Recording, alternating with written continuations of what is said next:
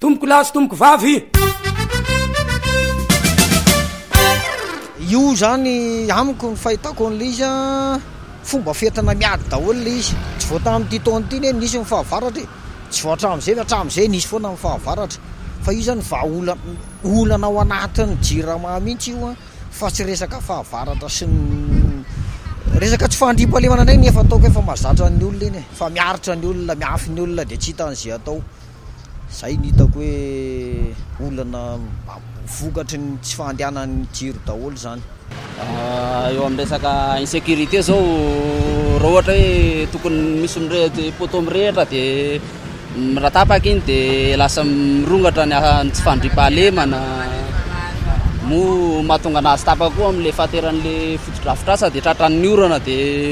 menjera sasany tapaka amin'ny fil menjera amin'ny poto ohatrohatr'izay ny amana zao nahazo ambara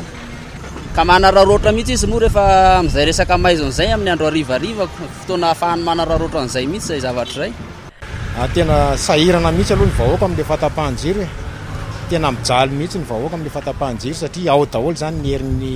zavatra rehetra ianan'ny mponina ao amin'le resaka jiro mihitsy le resaka ao amin'le resaka le ministra vaovao aloha zany de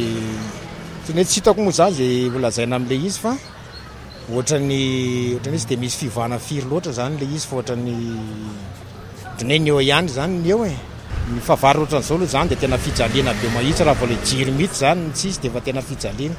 anisan'izay mihitsy ny fandriam-pahalemana aloha zany ny fanararotana maro samihafa zay koa zany tena anisan'ny voalohany indrindra zay tokony ezahan'ny fitondram-panjakana mba hijerena akaiky ny momba ny lafiny eo amin'ny fatapahan-jiro matetika io matona nova zany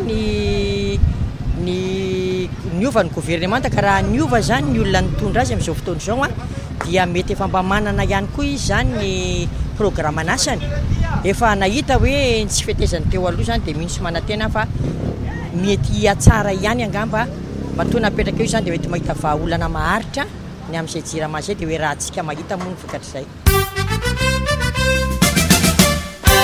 saotra tomboko lahy saotra tomboko vavy